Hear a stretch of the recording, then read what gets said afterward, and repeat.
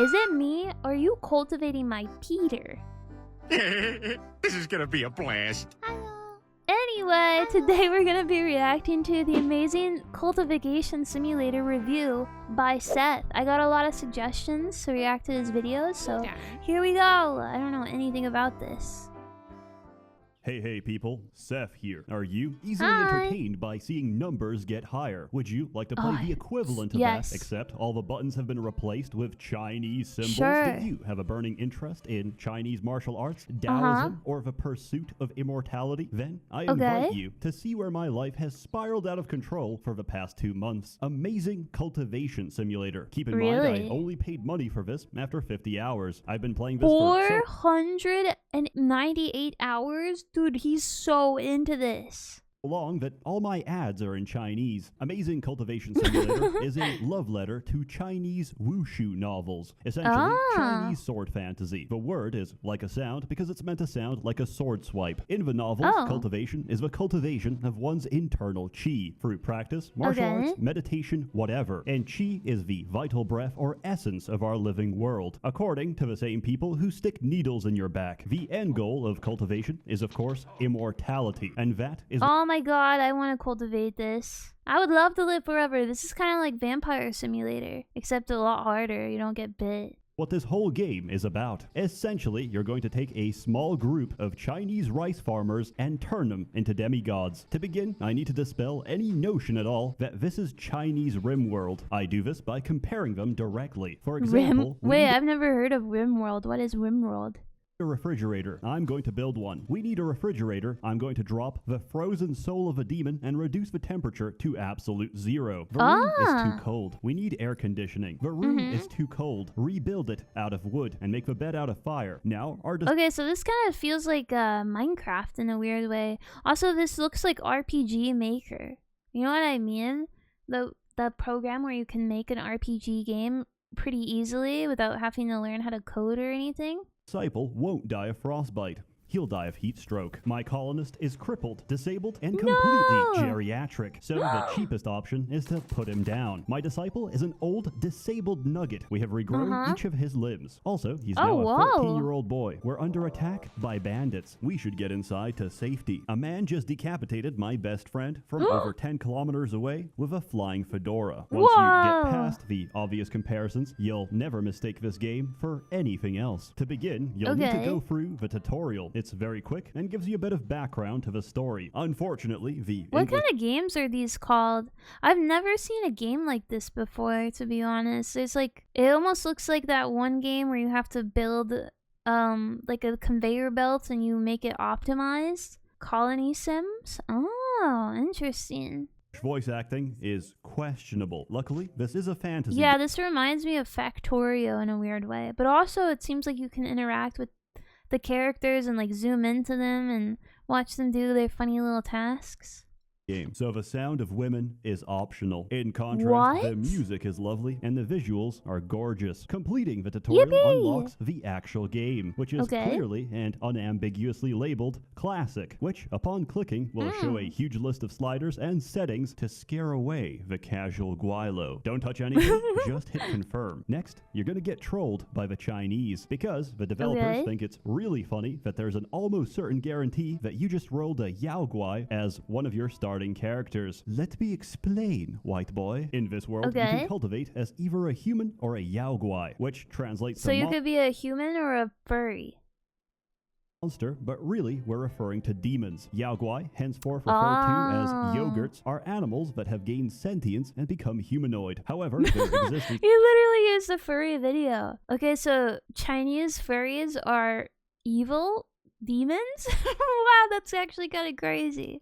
Is unnatural, and eventually they have to face tribulation from the heavens. It's sort of like God's punishment for being a furry. I wish I knew that before. I lost my first waifu to a storm cloud. But because the random character selection randomizes race, and 11 out of 12 of those races are different flavors of yogurt, you're very likely to land that. Until you know what you're doing, I don't recommend starting with dairy products. But if you want to speedrun the game, I recommend starting as the fastest animal on land. A turtle, you'll starve to Wait, death really? before you even reach the dinner table. Beyond this point, there's not much advice I can give. You're gonna suffer, and you're gonna learn from the experience. So pick your starting perks and get into the game. Everybody recommends True Sun Refining as your starting law because it's got very simple progression. And if you make a mistake, worst case scenario, you'll just die in horrific agony. If you followed the plot, the entirety of a Tai sect has been annihilated. You and a handful of others are the only survivors. Why was it destroyed and by who? Oh, so you need to redevelop your civilization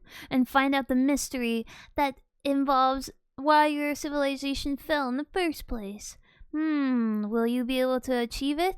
Whomst did this? Are questions you'll have to answer if you want to uncover the mystery of a Tai sect. But right now, your primary concern is survival. To help, a mysterious cultivator who was tight with your former sect leader drops by for the next 2 weeks. As long as he's alive, you're not gonna die. That is, unless you go to the bottom left of a map, in which case, you will both die. Let's get definitions going. You're running a sect. What the heck is that? Was that guy just like carrying a tiger? That's crazy. Cultivation. A sect has outer disciples that will happily do all of your mundane, tedious labor for a competitive salary of about $0. They're not slaves, as per se. Wait, this is just Slave Simulator. You just get people to do your bidding and build your own civilization. What the heck? We don't use that word here. It's more like an internship, which never ends. But through a high-intensity jujitsu program known as Foundation. I think internships that don't pay you should be illegal. I think it might even be illegal in the US now, but that is just so... Oh my god, don't even get me started. They can become inner disciples. An inner disciple must choose one of the many supreme laws to follow, through which they cultivate a higher state of being. Their progress, abilities, and potential is largely determined by their character stats and background. Oh my god, this feels like a everyone cult. In this game generates with a random background, such as congenital defect, seashell collector, and effeminate. Wait, was that the one guy that plays League of Legends? He looks so familiar. The combination of stats will determine their compatibility with a chosen law. You start with just one, but you'll unlock the rest as the game goes on. Also, they don't have to eat, but they still do. It's not uncommon to see a cultivator feasting on ramen, even if there's currently a famine, especially if we're currently having a famine. Also, pro tip, you start with a single forming pill. This can instantly finish your foundation and give you an inner disciple right at the start. After promotion, you can go to the sect tab and hit establish a sect. And most importantly, give it a cool name. Once that happens, you have officially incorporated. The rest I love BTS. Please, if you love BTS, please come to my channel and tell me how much you love BTS too. The game opens up. Inner disciples don't work. They cultivate and get stronger. After all, this is Taoist Dragon Ball Z, but after incorporation, you can send them out to explore the world. There's two options, camp and adventure. Oh my god! Sends them out on adventures. They leave and they come back. Camp sends them out to stay. And if you're so inclined, you can physically enter the map and plunder a village. At the start, your map's gonna look like this. I was about to say, damn, this map is huge. You can just interact with this map, but it seems very like Sims-like, where you can kind of interact with them, but not entirely. Immediately, you're going to notice something. One, there's barely any locations because you haven't discovered them. And two, if you try to explore the red zones, you're going to come home in a body bag because that's not your territory. So whose is it? A great way to find out is to visit them directly and prank them by sneaking inside their school. Once they catch you, they'll give you a proper introduction. Break your knees, snap your spine, and gouge your eyes out. Oh my god! Sects aren't very sociable, but diplomacy is important because if they felt so inclined, they could obliterate us. To even get an audience with them. Holy crap! Wait, so how are you supposed to introduce these people? Also, that's kind of insane if you sneak into a country just to go and like check out their school. For them to completely disable you is pretty extreme, I'm not gonna lie. Hot take, I know. You have to make an offering. Your offering doesn't matter. Each time they're gonna call you a broke-ass bitch anyway. That's why we wait for a cow to defecate, mark it as the trade area, and send our gift. Now you can trade. In a world of immortality, money is an abstract concept. So we're working on a purely barter-based economy. However, we still have a form of currency, and yes, it's completely edible. Spirit stones are the chocolate coins of this world. You can trade them during break time for Pokemon cards or consume them directly to restore a small amount of diabetes. You can look max with the spirit stones. Let's go.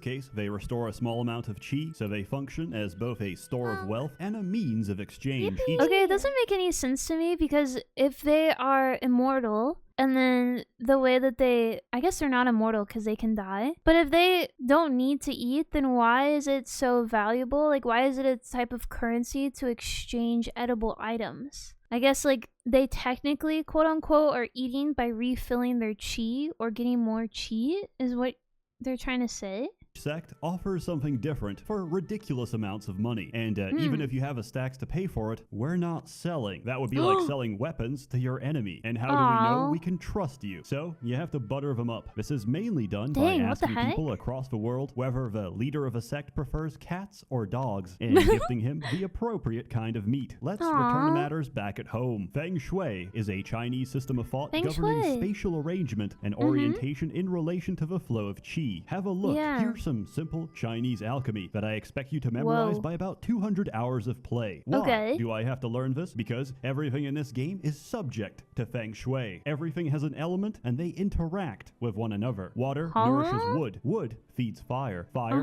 cools to make the earth. Earth produces metal, and metal holds the water, allowing it to repeat the cycle. Okay, that's cool, Seth, but we don't have time for this. Wait, did my guy just die of heart palpitation? He just died and he's crippled. What? Why is the yin-yang symbol in this bedroom red? What the fuck does ominous mean? When in doubt, check the pentagram. Room of wood, bed of earth. Wood defeats earth, making the feng shui of a bed. What the heck, man? He died because his feng shui was off the freaking charts and was very ominous? I guess it is true. You're not supposed to have your... Okay, maybe I know a thing or two, but you're not supposed to have your bed into the doorway.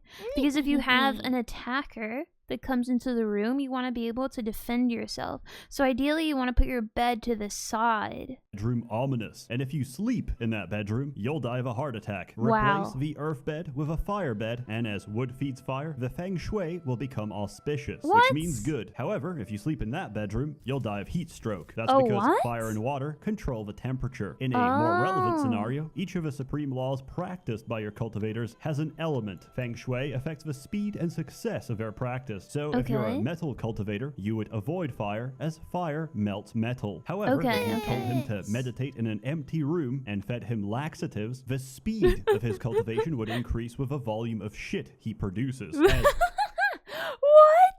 Oh my god! Is poop like earth then? Like, where does that rank in the chart, the feng shui chart? Feces is the element of earth, which promotes metal. If you're confused, I sympathize. There is no way you could possibly know that in Feng Shui, the orientation of a room's door... See, there you go. See, you want to open your doors here, and you want to put your bed here. You never want to put your bed in the doorway. Ideally, you would put it here, bed 1, rather than bed 2. Is specific to its function. In other words, bedrooms face south, workshops east, and kitchens west. That's why everything in this game has a comment box, so you and your fellow Guilos can share ideas about what the hell is going on. I have no idea what I'm doing. This game is cultivation towards immortality, which can be summarized by the following post. You eat a pill, sit on your ass for several years, and once you're done, you go from rank 8 ping pong to rank 2 ching chong, which is still like 100 ranks below the heavenly golden dragon god emperor star ancestor. But it's okay since there are still about 3,000 chapters to go, and all the big dick characters that could kill you with a fart are currently busy. So you can go and wipe out a ding dong. I'm guessing chapters are their levels. So they have like 3,000 levels to get through. Clan, which obsessively wants you dead because you courted death by destroying the King Kong clan after its young master picked a fight with you over your jade-like beauty childhood friend. Essentially, you're going to perform a bunch of opaque, esoteric, and poorly understood processes to help you reach a higher power level. There's this is really hard. Of cultivation in this game, and I'm going to mispronounce all of them. Xiandao, Shendao, and physical. Xiandao is most relevant because it makes up 90% of the game. Your process of cultivation is derived from Chinese internal alchemy, where instead of a cauldron, you use your body, and instead of... He's naked. So instead of a cauldron, you use your body, and then instead of chemicals, you use food, and you put it in your body? Reagents, you use your chi to form a golden core. Think of it... is a golden core a poop?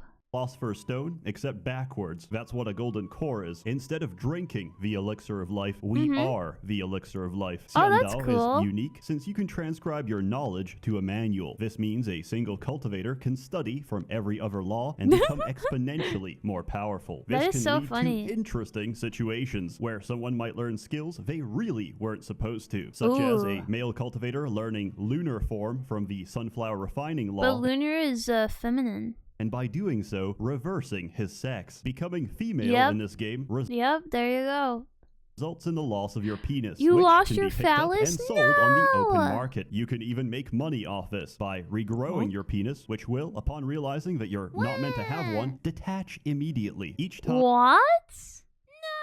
So you can lose your phallus and then regrow it, and then it detaches? That's so strange. This game is very strange.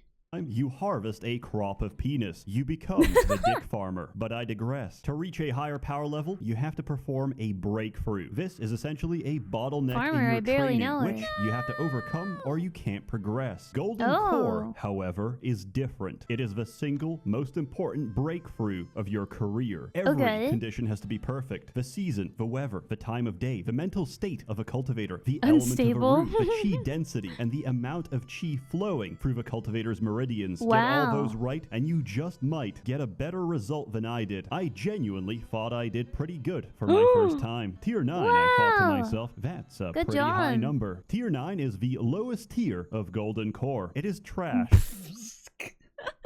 He did it. He tried so hard and he got the lowest score that he could possibly get.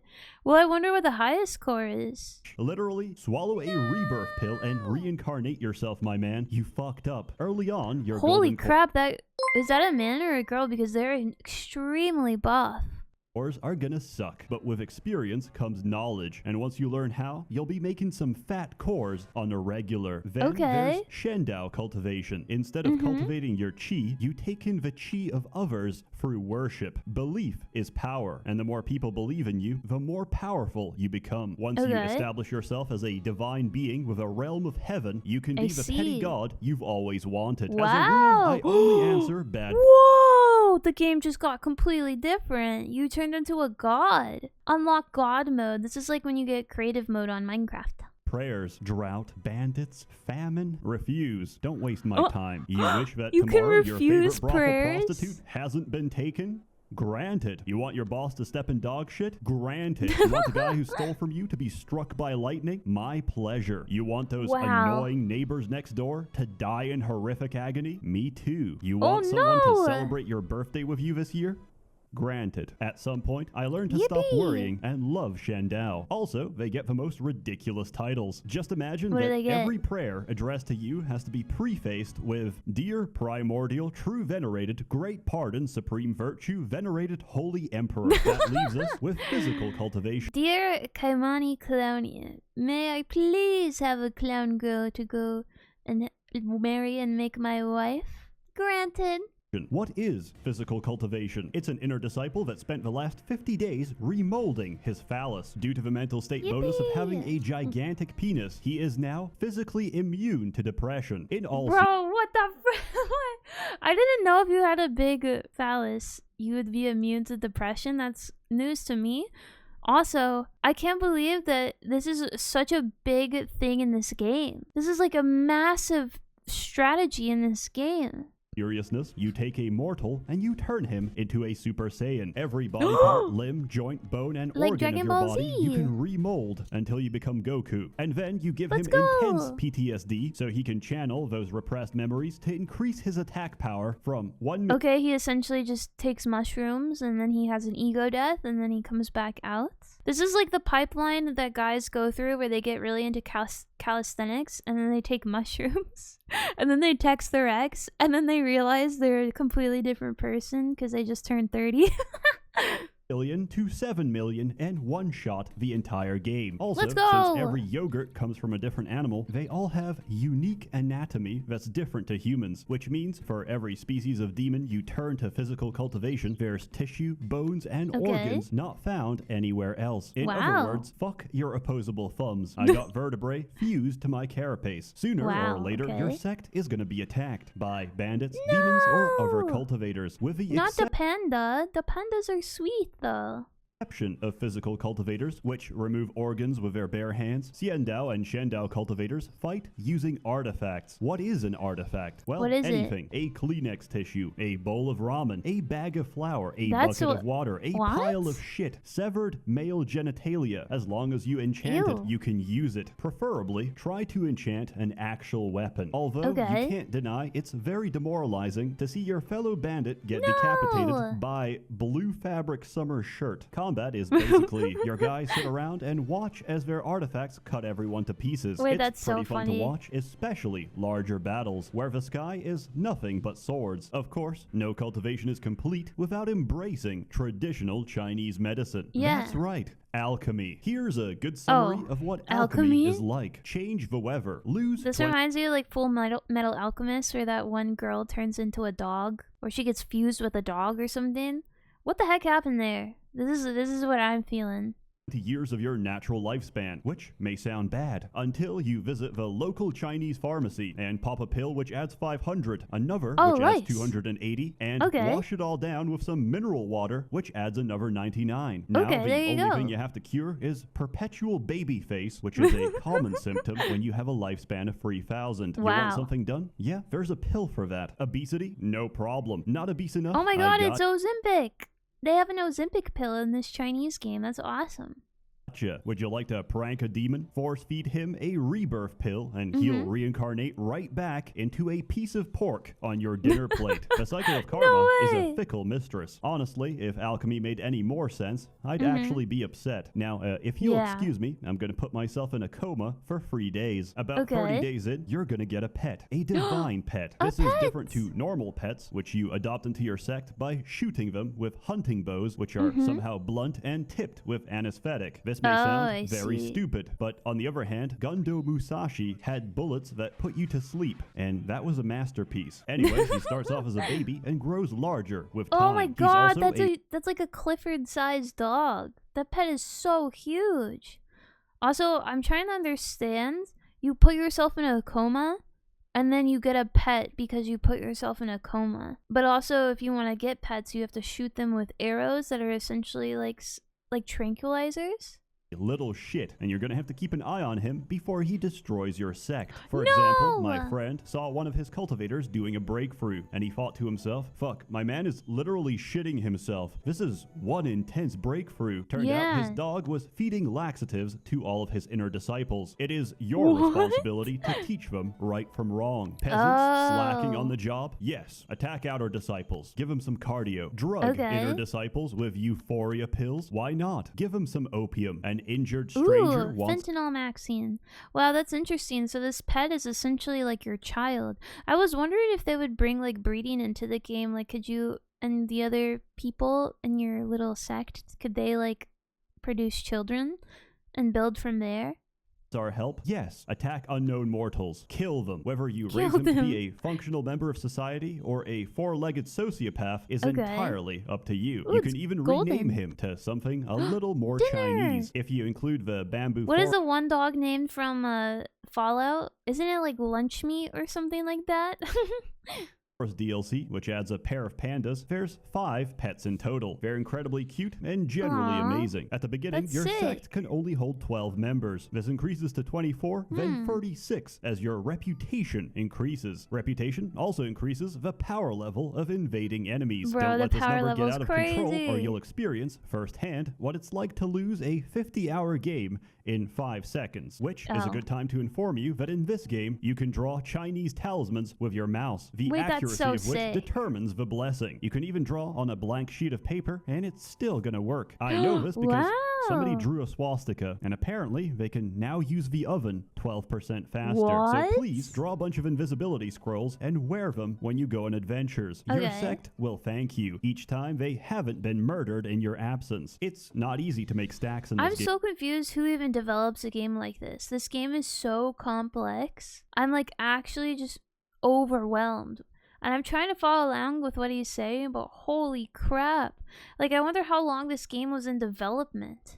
Which is why we have to trick villagers into filling our ranks. We do this by making small talk, finding out that half of them love nothing more than to ravenously consume shit and invite them over. Because we're gonna need a lot of manpower for our Chinese sweatshop, as inner disciples cultivate immortality. Outer disciples cultivate huge plantations of cotton. We're gonna process that down to fabric, and we're gonna wait, because very soon a merchant is gonna show up. He operates on a sweatshop economy. He's gonna pay you garbage, so you better have a high volume of garbage to sell. Luckily, our emaciated peasants have worked hard this summer, and we just earned 10,000 spirit stones. We're gonna celebrate by losing it instantaneously, because the merchant also sells an invitation to an exclusive event. Read the token, and we're off to the auction house. Have you ever gone to an auction where you can't even see what's being sold, but instead are given a vague description? Hard. What the frick? Oh my god, this game is so rigged. I wonder if you can like pay to win. At this point, I would just be like, oh, can I just buy some Roblox currencies and buy everything here? You know, 10% off if I buy 1,000 Roblox currencies?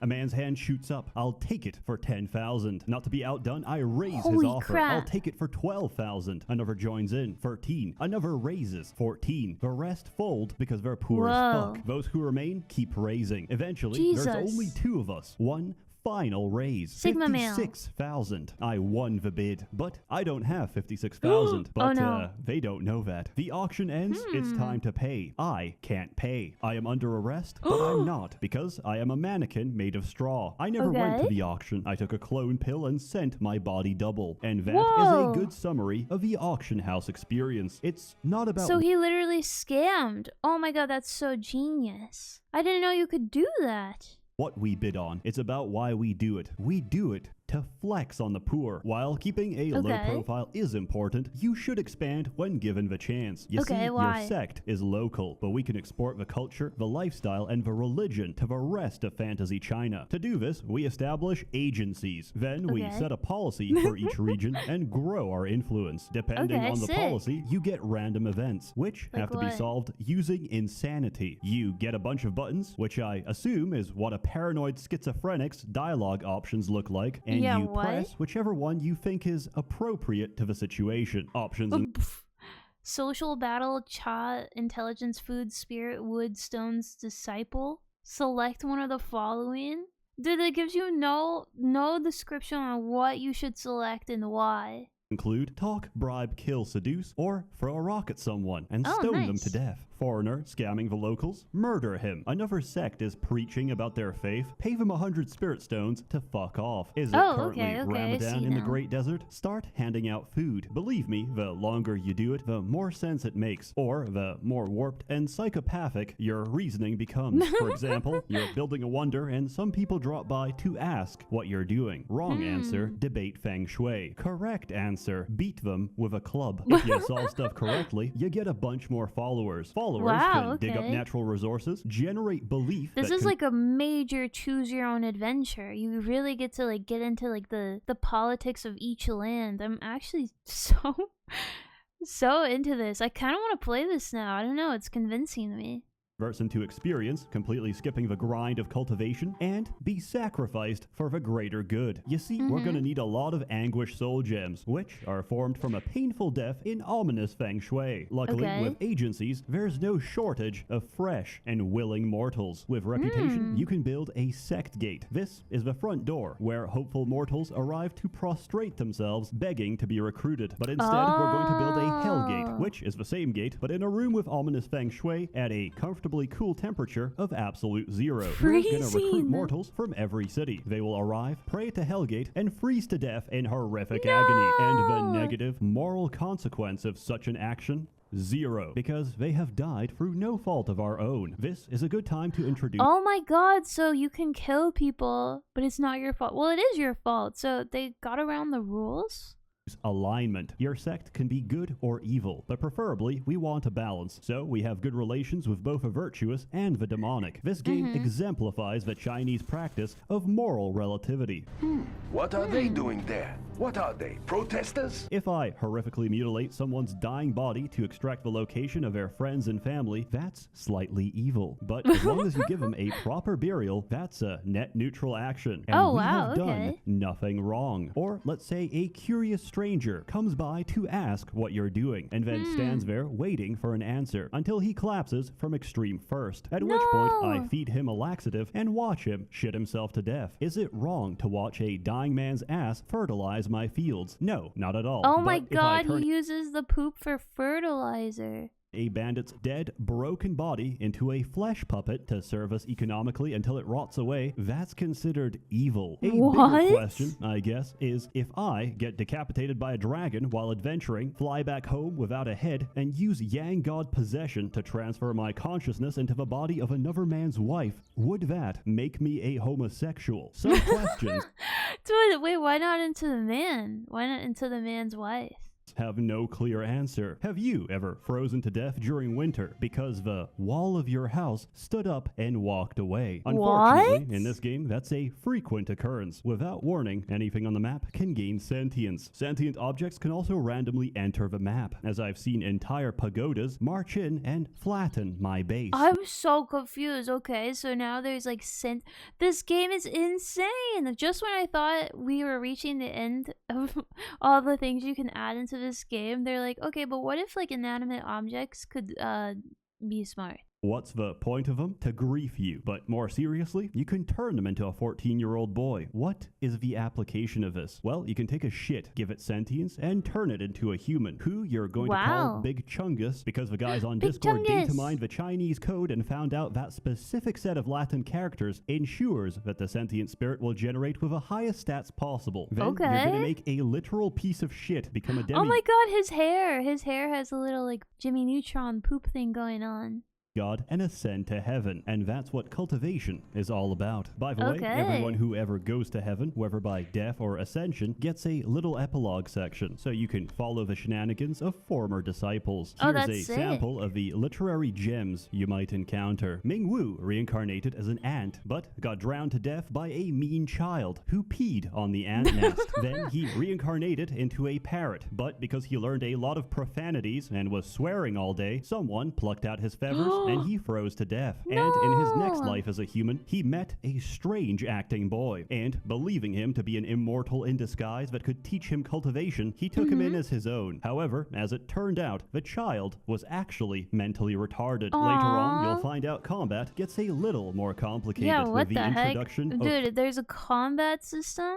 I'm already trying to process the one system there. So that kind of reminds me of that. Have you guys ever played that one game called BitLife on like the phone? This kind of reminds me of BitLife too. It seems like a mashup of a bunch of different games. Formations. To understand what that is, go to another sect and try stealing. The moment you do so, a gigantic bubble forms in the sky and tears you to pieces. This is called a formation. The leader of it is called the pillar, and everyone around them an auxiliary. It follows the rules of Feng Shui, so different elements will feed each other as they flow back to the pillar. It might look very Oriental, but honestly, it's just Chinese Lego. What's the point of formations? To deal with a little cave that appears in our base after about 200 days. If you're not ready and you need to suppress it, give it a nice room. This will buy you some time, but whatever you do, don't give it offerings. It's going to break out anyway, but your sacrifices will make it stronger. So we may as well piss it off. Welcome to the official casual filter. The first boss you're going to encounter is the Flood Dragon, and it has a chi of about 10 million. Whoa, this dragon is sick. Seeing like something animated like this over kind of like a 16-bit game is so crazy.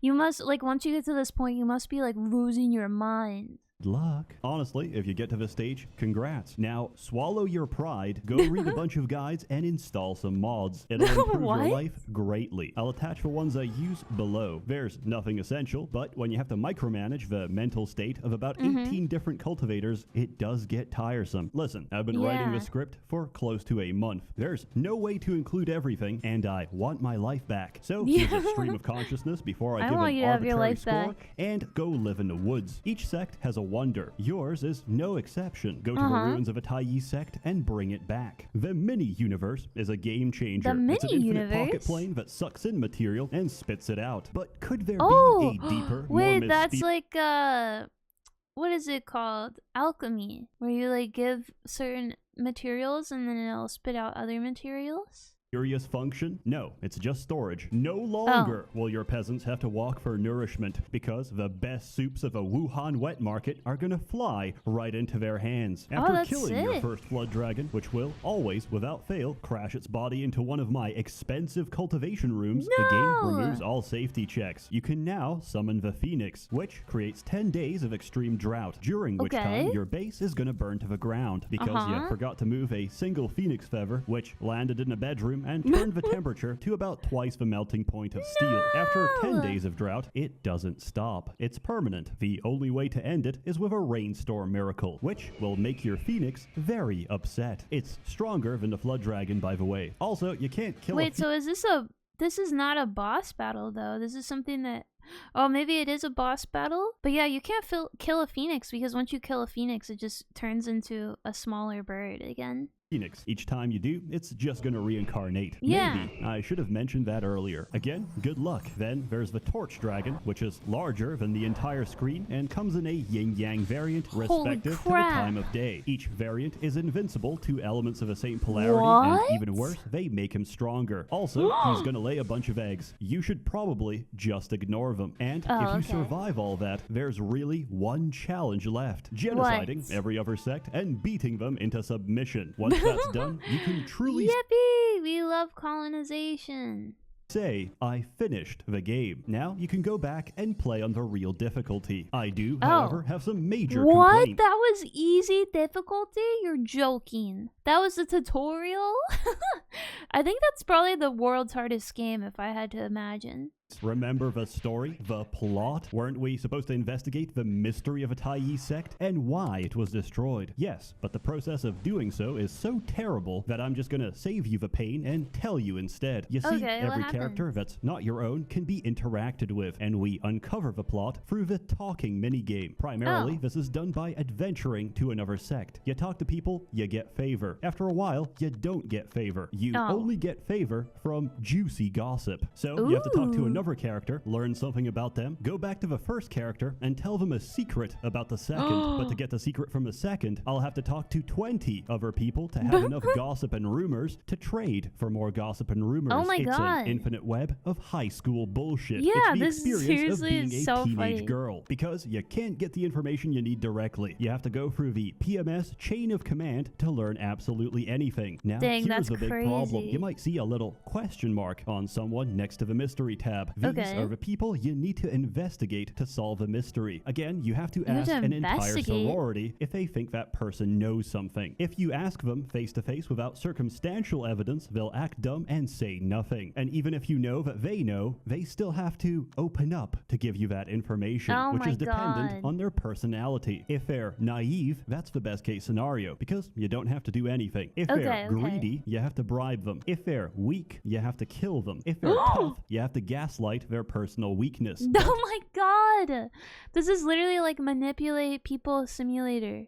If they're withdrawn, unfortunately, you are screwed because the only way to make a withdrawn person open up is to make your spirit dog act playful in front of them. This requires a fully grown spirit dog, which can take hundreds of days, and each time you do it, he loses intelligence from the retardation of this minigame, which takes 10 to 20 days to recover. About 20 hours in, my eyes bloodshot and attention slipping, I managed to solve the first two mysteries. You do this by... Oh my God, the first two? Dude, why did he play this game? This game does not seem fun to me. and includes participants and motives and slapping them together. The more you find, the more complete and accurate your solution is. Then I talked to the next 5 characters, and they were all withdrawn, and I quit the game. Cool. I have never seen a story mechanic that's more laborious, difficult, and poorly thought out. Yeah, but that's awesome. It doesn't end there. It gets better. You can do all of that and still hardlock yourself from completing the game because you didn't pick the right option for a specific event on day 565. Oh my freaking god, you can literally hard lock yourself? Okay, this is definitely like a game where they developed it and they just kept adding things along the way and they were like, no, we don't really have to balance anything. And then it became so difficult that people are like, you know what? We're gonna figure out how to balance it. We're gonna figure out exactly what we need to do in order to win. Or you waited too long and someone essential to the plot has died of old age. Still, I wasn't entirely sure about the story, so I had to bring in the expert, resident merchant, aficionado of Ben 10 porn, and mentioned on several no-fly listings across Thailand. Hello, my nigga. I become black people because I eat watermelon. Jap. His hard drive died about 5 times while explaining, but here's the gist of it. The Thai sect was attacked. By who? By everyone. Both the evil and virtuous sect leaders conspired together to wipe it out. But what could justify such a strange alliance? Because the old leader of the Tai sect is none other than the demon emperor Phu Pekong, who is currently inside your mini-universe. Wait, if you talk to him, you'll get your answers. You see, cultivation is difficult, but it's also strangely common to see someone go from mortal to demigod in So the reason why it all started was under your nose the entire time. Some guy in your mini-universe was the reason why all these people attacked you. Or attacked, like, the previous cult that you were in. This is crazy. See, this is what it sounds like, I'm not gonna lie, whenever people try to talk to me about Star Wars. Because they sit there and they tell me, like, oh, you know, Sith and Anakin and Darth Vader. And I'm like, oh, cool. Or The Hobbit. Like, I don't get it.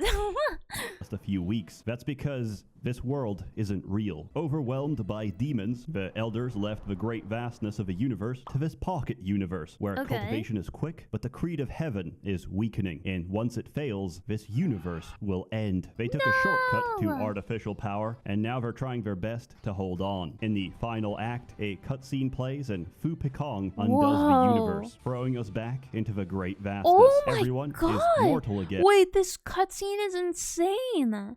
This is like fully animated. But this time, we can do it for real. Finally, a title card drops, coming in 2023.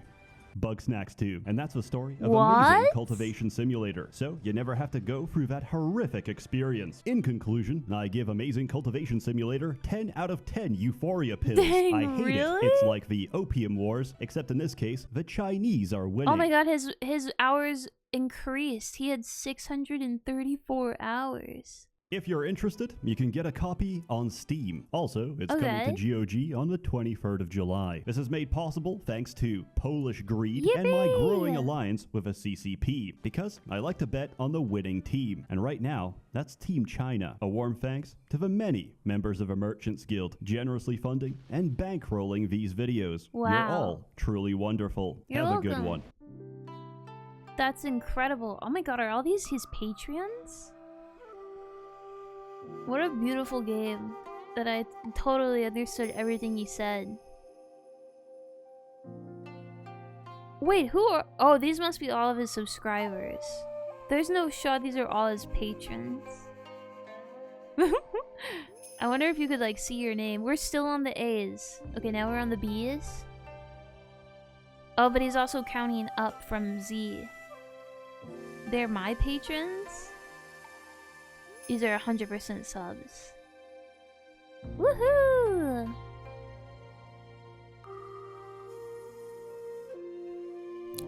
Man, sometimes I feel like,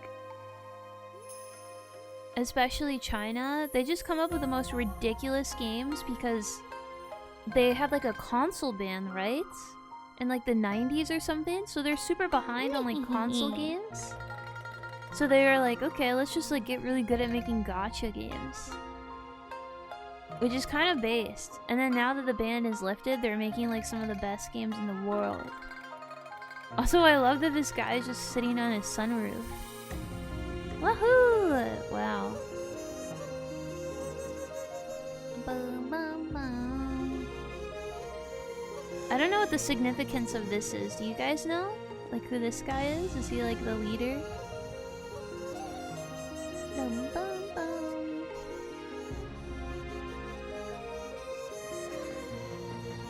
It's China. Well, yeah, I know it's China, but I didn't know.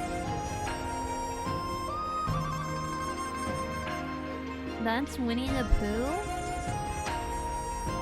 Wait, what do you mean by that? Oh, that's the leader of China. Oh. Is he currently the leader?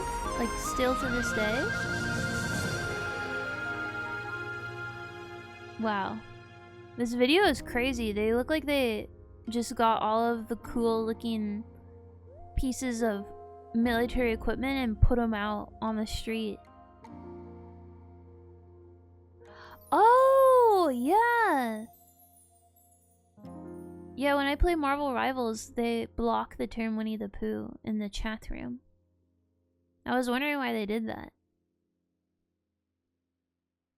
Wow. Oh my god. Let's go! That is a game that I will probably never play, but maybe I'll decide to play it and see what happens. But yeah, that was very informational, and I feel like I need to watch that video again to fully grasp every point that he makes. He should make another video about this game, but explain it like I'm a dumb little baby. Yeah, that would probably help a lot. Wow! Thank you so much for watching this epic react video. I hope you enjoyed it. Thanks for reacting, Seth. Let me know down in the comments below what you'd like me to react to next. I'll put a playlist on your left of all the other reactions I've made. You can subscribe or come and follow me on twitch.tv/KaimaniClowny. Until next time, I'll see you later.